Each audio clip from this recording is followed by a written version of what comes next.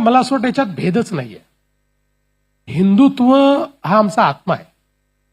एखादा जो mobile phone असतो ना, त्याचा आत्मा त्याचं सिम कार्ड असतं.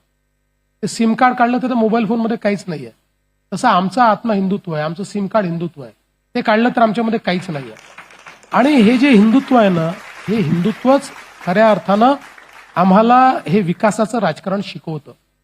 कारण ही हिंदू संस्कृती, भारतीय संस्कृती, सनातन संस्कृती, त्याला तुम्हाला जे म्हणायचं आहे ते म्हणा, ही संस्कृती जगातली सगळ्यात प्राचीन संस्कृती आहे, सगळ्यात प्राचीन सभ्यता आहे. आणि पहिल्यांदा ज्यावेळेस अख्खा युरोप स्टोन एजमध्ये होता, त्या काळामध्येही आमच्या सरस्वती सभ्यतेनं पूर्ण विकसित नगरं वसवलेली आज आपल्याला इतिहासामध्ये पाहायला मिळत आहेत.